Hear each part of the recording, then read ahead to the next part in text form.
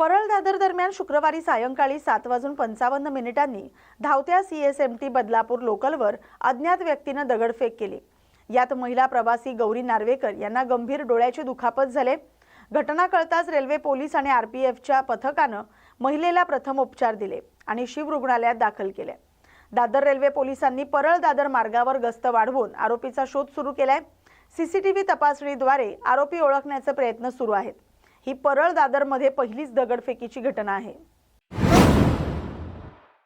मुंबई महानगरपालिकेने पर्यावरणपूरक गणेशोत्सव साजरा करण्यासाठी मूर्तिकारांना निशुल्क तात्पुरते मंडप उभारण्याची परवानगी देणार असल्याची माहिती दिली आहे। प्रथम अर्जदारास प्रथम प्राधान्य या तत्वावर महानगरपालिकेकडे उपलब्ध जागा पर्यावरणपूरक मूर्ती घडवणाऱ्या मूर्तिकारांना विनामूल्य मिळणार आहे। तसंच मूर्तिकारांना शाडू माती देखील विनामूल्य उपलब्ध करून दिली जाणार आहे। महानगरपालिका आयुक्त भूषण गगराणी आणि अतिरिक्त महापालिका आयुक्त डॉक्टर अविनाश ढाकणे यांच्या मार्गदर्शनाखाली प्रशासनाने विविध सेवा सुविधा पर्यावरणपूरक गणेशोत्सवाला प्रोत्साहन देण्यासाठी सुरू केल्यात। अर्ज 10 ऑक्टोबर पासून स्वीकारले जातील तर परवानगीची कालमर्यादा 20 ऑक्टोबर पर्यंत राहणार आहे। मुंबईत रेल्वे रूळ ओलांडताना होणाऱ्या अपघातामध्ये प्रवाशांचा मृत्यू वाढत असल्यामुळे रेल्वे प्रशासनाने आता ठोस उपाययोजना सुरू केली आहे। रेल्वे रूळ ओलांडत असलेल्या ठिकाणांचे सर्वेक्षण करून भुयारी मार्ग बांधण्याचा निर्णय घेण्यात आलाय, ज्यामुळे प्रवासी सुरक्षितपणे रेल्वे मार्ग पार करू शकतील। रेल्वे प्रशासनाने शून्य मृत्यू मोहिमेअंतर्गत जनजागृती कार्यक्रम राबवलेत। यामध्ये यमराजाचा पेहराव करून सुरक्षा जवानांनी रेल्वे रूळ न ओलांडण्याचं आवाहन केलंय। पादचारी पूल, सरकते जिने आणि उद्वाहन यांचा वापर करून सुरक्षित प्रवास करण्याचंही प्रवाशांना आवाहन करण्यात आलंय। रेल्वे रुळाच्या एका बाजूला लोकवस्ती आणि दुसऱ्या बाजूला शेतजमीन, शाळा, स्मशानभूमी किंवा महत्त्वाची ठिकाणे असलेल्या ठिकाणी भुयारी मार्ग बांधण्यात येणार आहेत, अशी माहिती रेल्वे मंत्री अश्विनी वैष्णव यांनी दिली आहे।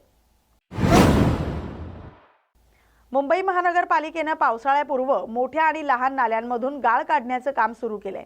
आयुक्त भूषण गगराणी यांनी यंत्रणेला सुचवले की उपसलेल्या गाळाची 48 तासात निर्दिष्ट ठिकाणी विल्हेवाट लावली जावी। मिठी नदीतून गाळ काढण्याचे काम रविवारपासून सुरू झाले। विहित मुदतीत पूर्ण करण्यासाठी नियोजनावर भर देण्यात आलाय। नाल्यांच्या तोंडावर ट्रॅश बूम लावून नदी, नाले आणि समुद्रात कचरा जाण्यापासून रोखण्याचे निर्देश देण्यात आलेत। प्रवाशांची वाढती गर्दी लक्षात घेऊन लोकमान्य टिळक टर्मिनस ते धनबाद विशेष रेल्वे गाड्यांच्या 2 सेवांमध्ये कालावधी वाढवण्याचा निर्णय घेण्यात आलाय।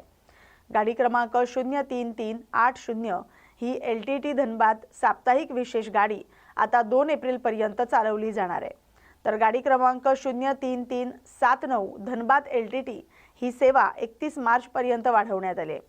या गाड्यांमध्ये 2 वातानुकूलित द्वितीय, 2 वातानुकूलित तृतीय, 6 वातानुकूलित तृतीय इकॉनॉमी, 6 शयनयान, 4 सामान्य द्वितीय, 1 द्वितीय आसन श्रेणी सह गार्ड ब्रेन व्हॅन आणि 1 जनरेटर डब्बा असतील। घाटकोपर परिसरात गॅस सिलेंडर घरपोच करणाऱ्या कर्मचाऱ्याच्या गाडीवरील 3 भरलेले सिलेंडर अनोळखी व्यक्तीने पळवलेत। आरोपीच्या विरोधात कर्मचाऱ्याने तक्रार दाखल केली। पोलिसांनी गुन्हा नोंदवून तपास सुरू केलाय। इस्रायल, अमेरिका आणि इराण युद्धामुळे देशात गॅसचा तुटवडा निर्माण झालाय, त्यामुळे नागरिकांना गॅस मिळवण्यासाठी प्रतीक्षा करावी लागते। यामुळे चोरीच्या घटना देखील वाढल्यात। घाटकोपरमधील घटनेत कर्मचाऱ्याने गाडी ग्राहकांना गॅस पोहोचवण्यासाठी सोडली असता सिलेंडर गायब झालेत आणि त्यानंतर पोलिसांकडे तक्रार नोंदवली गेली आहे। पोलीस अधिक तपास करत आहेत। नवी मुंबईतील वाशी इथं प्रदर्शन केंद्रात महाराष्ट्र शासनाच्या वतीने महालक्ष्मी सरस वस्तू विक्री प्रदर्शनाचं आयोजन करण्यात आलंय। दरवर्षीप्रमाणे यंदाही या प्रदर्शनात राज्यभरातून महिला बचत गटांनी सहभाग घेतलाय। शेतकरी महिलांनी स्वतःच्या हाताने तयार केलेल्या तसंच शेतात पिकवलेल्या विविध वस्तू विक्रीसाठी इथं आणल्यात। महिला सक्षमीकरणाच्या उद्देशाने आयोजित करण्यात आलेल्या या उपक्रमातून अनेक महिलांना रोजगाराची संधी मिळते। या प्रदर्शनात सेंद्रिय पद्धतीने तयार केलेले अन्नपदार्थ, मसाले, हस्तकला वस्तू आणि इतर जीवनावश्यक वस्तूंना नागरिकांकडून मोठी पसंती मिळते। आरोग्यदायी आणि चविष्ट पदार्थ उपलब्ध असल्याने नागरिक दूरवरून इथं खरेदी करतात। या प्रदर्शनाला उत्स्फूर्त प्रतिसाद मिळतोय। डाळ, मुगाची डाळ, हरभऱ्याची डाळ, राजमा आणि हे सर गुळ एवढा। कशा प्रकारचा प्रतिसाद आहे लोकांना आणि काय वैशिष्ट्य आहे त्या पदार्थांचे? आमचे पदार्थ सर एक ओरिजिनल आहेत, आणि म्हणजे ते खेड्यातले आहेत आणि ओरिजिनल रासायनिक खत वापरलेलं नाही, मी ऑर्गॅनिक आहेत पूर्ण आणि त्यामुळे ते लोकांच्या आरोग्यासाठी चांगलं आहे आणि प्रतिसाद खूप चांगला आहे सर. कधीपासून तुमची हे सुरू झालेली आहे? तुम्ही किती वर्षापासून येत आहे? सर मी तर आले इथे याच वर्षापासून, पण माझं 2022 पासून चालू आहे सर माझ्या घरी. आजच्या या पहिल्या वर्षाचा प्रतिसाद कसा आहे लोकांचा? बरं आहे सर. हां, सध्या तर बरं, आज माझा 5वा दिवस आहे. आत्तापर्यंत बरं आहे, पण आता शेवट होईपर्यंत मी सांगू शकेल ना, म्हणजे या दिवशी माझा माल पूर्ण जाईल त्या दिवशी मी सांगू शकेल. हे महिला सक्षमीकरणासाठी एक अत्यंत महत्त्वाचं पाऊल उचललं असं वाटतं मला. खूप चांगलं आहे, कारण आम्ही शासनाचे जेवढे धन्यवाद करावे तेवढे कमी आहेत. कारण आमचा माल आम्ही इतरत्र जाण्यापेक्षा एक आम्हाला व्यासपीठ दिलं आणि एक कायमची बाजारपेठ दिली, त्यामुळे आम्ही शासनाचे खूप ऋणी आहोत. नाव काय तुमचं? माझं भाग्यश्री भगवान गायकवाड, राहणार पानगाव, तालुका रेणापूर, जिल्हा लातूर. पनवेल महानगरपालिकेनं उत्कृष्ट प्रशासकीय कामगिरी करत राज्यात प्रथम क्रमांक पटकावलाय. मुंबईतील सह्याद्री अतिथीगृह इथं झालेल्या समारंभात मुख्यमंत्री देवेंद्र फडणवीस यांच्या हस्ते महापालिकेला सन्मानित करण्यात आले. 150 दिवसांच्या प्रशासकीय सुधारणा कार्यक्रमांतर्गत ई शासन आणि सेवाकर्मी प्लस उपक्रमांमध्ये पनवेल महानगरपालिकेनं 29 महानगरपालिकांमध्ये अव्वल स्थान मिळवलंय. आयुक्त मंगेश चितळे यांच्या नेतृत्वाखाली डिजिटल प्रशासन, पारदर्शकता आणि नागरिकाभिमुख सेवांमध्ये उल्लेखनीय कामगिरी झाली. पनवेल कनेक्ट ॲप, ई कार्यालय आणि आधुनिक तंत्रज्ञानाच्या वापरामुळे हे यश शक्य झाल्याचं सांगण्यात येते. या कामगिरीचं सर्वत्र कौतुक केलं जाते. अलाहाबाद उच्च न्यायालयाच्या निर्णयावर प्रतिक्रिया देताना आमदार चित्रा वाघ यांनी लिव्ह इन संबंधाच्या मुद्द्यावर आपलं मत मांडलंय. कायदा आणि नैतिकता यांचा समतोल राखणं आवश्यक असल्याचं त्यांनी सांगितलंय. नातेसंबंधाची पायाभरणी कमकुवत होईल असे निर्णय घेतले जात असल्यास त्यावर प्रश्न उपस्थित करणं गरजेचं आहे असं त्यांनी नमूद केलंय. महिलांचा सन्मान, कुटुंबाची स्थिरता आणि मुलांचं भविष्य यांना प्राधान्य देणं महत्त्वाचं आहे. अशा संवेदनशील विषयांवर व्यापक चर्चा आणि पुनर्विचार होणं आवश्यक असल्याचं त्यांनी स्पष्ट केलंय. नमस्कार. विवाहित पुरुषाच्या लिव्ह इन संबंध म्हणजे गुन्हा नाही असा निर्वाळा अलाहाबादच्या उच्च न्यायालयाने दिलाय. माननीय न्यायालयाचं म्हणणं आहे की कायदा आणि नैतिकता या दोन वेगळ्या गोष्टी आहेत. पण माझं असं म्हणणं आहे, जेव्हा नातेसंबंधांचा विषय असतो ना, तेव्हा कायदे हे केवळ कागदावरचे नियम नसतात, ते समाजाची नैतिकता टिकवण्यासाठी असतात. आणि जर नैतिकतेलाच तडा जात असेल तर तो केवळ कायद्याचा मुद्दा कसा काय राहील? तो समाजाचा प्रश्न बनतो. एका बाजूला आपण महिलांच्या सन्मानाच्या, सुरक्षेच्या गोष्टी करतो आणि दुसऱ्या बाजूला अशा प्रकारचे निकाल येतात जे अत्यंत गंभीर आहेत, अस्वस्थ करणारे आहेत. तुम्ही पुरुषाला लिव्ह इन मध्ये राहणं कायदेशीर करता तेव्हा त्याच्या पत्नीची वेदना कोण समजून घेणार आहे? त्यांच्या लेकरांच्या आयुष्यावर जो होणारा परिणाम आहे तो कोण आणि कसा भरून काढणार आहे? लिव्ह इनच्या नावाखाली कित्येक महिलांची फसवणूक आणि शोषण होत आहे आणि आपण त्याकडे फक्त कायद्याच्या चौकटीत बसतं म्हणून दुर्लक्ष करायचं आहे का? भारतीय संस्कृती आणि कुटुंब व्यवस्था ही आपल्या समाजाची ताकद आहे आणि जर त्यालाच आपण अशा प्रकारे कमकुवत करण्याचा प्रयत्न होत असेल किंवा कमकुवत करण्याचा प्रयत्न त्या ठिकाणी केला जात असेल तर त्याच्या विरुद्धात ठाम भूमिका ही आपल्याला घ्यायलाच लागणार आहे, घ्यावीच लागणार आहे. माझं स्पष्ट मत आहे, अशा निकालांचा समाजावर होणारा दुष्परिणाम दुर्लक्षित केला जाणार नाही आणि याच्यावरती व्यापक चर्चा आणि या निकालाचा पुनर्विचार होणं अत्यावश्यक आहे. कायद्याच्या नावाखाली जर कुटुंब व्यवस्था तुटत असेल तर तो न्याय नाही, तो अन्याय आहे. विचार करा आणि तुम्हाला काय वाटतं या विषयावरती नक्की व्यक्त व्हा. धन्यवाद. जय हिंद, जय महाराष्ट्र. भिवंडी शहरातील निजामपूर परिसरात गेल्या 3 ते 4 दिवसांपासून गॅस सिलेंडरच्या टंचाईमुळे नागरिकांना मोठ्या अडचणींचा सामना करावा लागत होता. विशेषतः 5 किलो गॅस सिलेंडरसाठी नागरिकांच्या लांबच लांब रांगा लागत होत्या.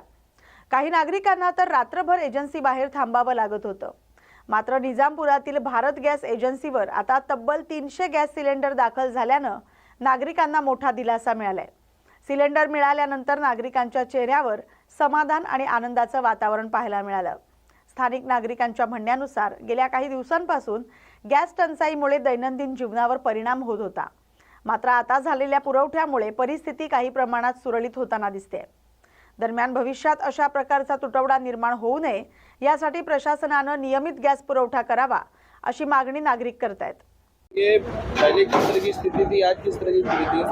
आज से 5-7 दिन पहले हमारे पास 5 सिलेंडर आते थे, 50 सिलेंडर आ रहे थे, तो वो 50 सिलेंडर जनता को दे रहे थे। कस्टमर के लंबा लाइन लगा रहता था, कम से कम 100, 150, 200 का। आज की स्थिति ये है कि हमारे पास 300 सिलेंडर आए, कस्टमर लगभग 200 है। तो ये भी जो कस्टमरों के लिए अच्छी खबर है कि सिलेंडर आ रहे हैं।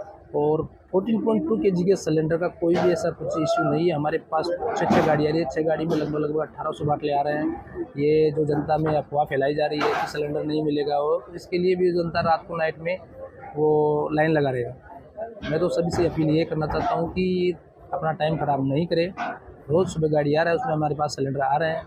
कभी 50 आ रहे हैं, तभी 300 भी आ रहे हैं।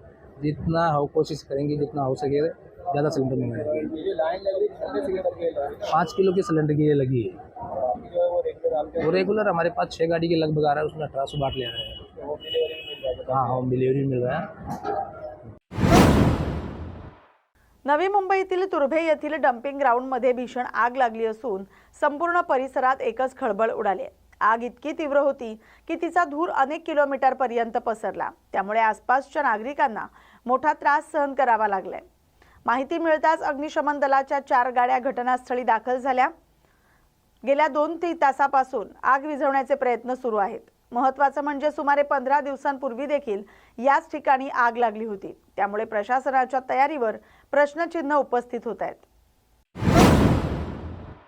मुंबईतील दहिसर ते काशीगाव मेट्रो 9 आणि डायमंड गार्डन ते मंडाले मेट्रो 2B या दोन्ही मेट्रो मार्गिकांचं लोकार्पण 3 एप्रिलला होणार आहे।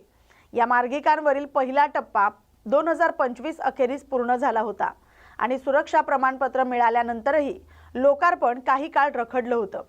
MMRDAच्या माहितीप्रमाणे मुख्यमंत्री देवेंद्र फडणवीस यांच्या हस्ते आणि उपमुख्यमंत्री एकनाथ शिंदे तसंच सुनेत्रा पवार यांच्या उपस्थितीत लोकार्पण होणार आहे। या मार्गिकांच्या सेवेत दाखल झाल्यानं मुंबईतील कार्यान्वित मेट्रो मार्गिकांची संख्या आता 6 झाली। ठाणे जिल्ह्याला मेट्रोचा लाभ पहिल्यांदाच मिळणार आहे। राज्यात उद्योग उभारणं अधिक सुलभ होण्यासाठी उद्योग परवाना प्रक्रियेत मोठे बदल करण्यात आलेत। 33 परवान्यांपैकी 20 परवानग्या आता स्वप्रमाणपत्रावर उपलब्ध आहेत। शिल्लक 13 परवानग्यांची संख्याही कमी करण्यासाठी प्रयत्न सुरू आहेत। मुख्यमंत्री देवेंद्र फडणवीस यांनी येत्या 5 वर्षात वीज दर टप्प्याटप्प्याने कमी होईल अशी ग्वाही दिली आहे। सध्या 10.88 प्रति युनिट असलेला वीज दर आता 9.97 पर्यंत घटवला जाईल आणि 2028-29 मध्ये महाराष्ट्र देशातील सर्वात कमी वीज दर असलेलं राज्य बनेल असा दावा त्यांनी केलाय। यावेळी रामकी ग्रुप ऑफ इंडस्ट्रीज आणि महाराष्ट्र औद्योगिक विकास महामंडळ यांच्या संयुक्त विद्यमाने बल्क ड्रग पार्क आणि लाईफ सायन्सेस हब उभारणीच्या योजना चर्चासत्रात मांडण्यात आल्यात।